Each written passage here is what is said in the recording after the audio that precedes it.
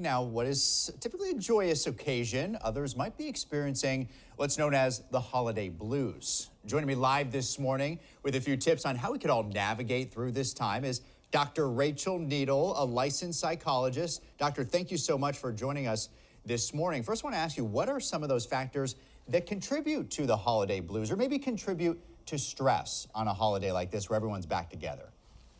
Sure. So, as you mentioned, for many, the holiday season is typically joyful and fun, but for many, it can be stressful and filled with negative emotions and overwhelming.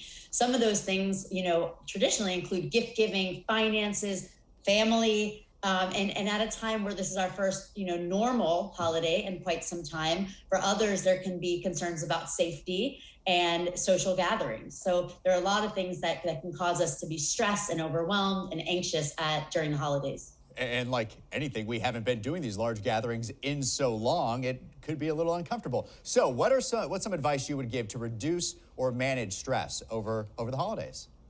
Sure. So I tell people it's okay to say no, create boundaries, and don't do too much. So you don't have to jam pack your schedule. You do not have to say yes to everything that you're invited to or asked to do. Just do the things that you are comfortable with and that you have time for and are prepared for, and mentally prepare yourself for the things that you do choose to do. Sure, you don't want to overdo it, right? So what are some of those? Are there some daily things that we could actually do, whether it's sort of mindfulness moments or anything like that, to really make us realize what is the point of the entire holiday? Sure. So I talk to people about, preparing themselves to deal with stressful situations. You can do things like journaling, take time for yourself and do things that you enjoy, have a dance party on your own, go for a walk, whatever it is that helps you, take care of yourself and do things that you enjoy. Do some breathing exercises. One thing that I talk a lot about is the importance of gratitude. It's been shown to improve mental health. So, start your day talking about one thing, either verbally express it or write it down, one thing that you're grateful for, and that in itself can elevate our mood. Kind of get you in that mindset of thinking of all the things you could be grateful for in your life. So tell us, how could being around family, though, also help those who have maybe had a really challenging year, maybe felt a lot of sadness this year, a lot of isolation? How could this be, for them, a good experience?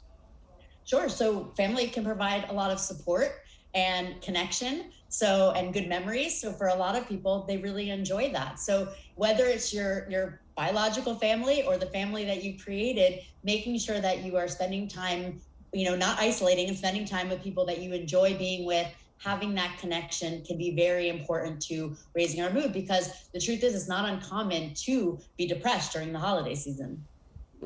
And so if anything uncomfortable does come up, whether in conversation or anything like that around the dinner table, any advice when you're with family? How do you handle it?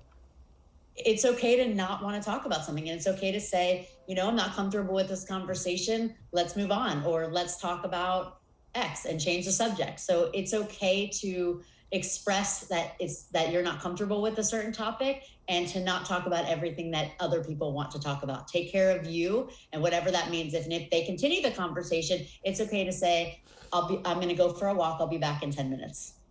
I like that idea. That's a good one. Dr. Rachel Needle, thank you so much for joining us this morning. Happy Thanksgiving to you. Hope it's a fantastic holiday weekend. Now, for folks at home, for more information, for more resources on navigating the holiday blues, you could head to the National Alliance on Mental Illness at just going to NAMI.org. Love that advice, though, Sandra. She was great. Yes, and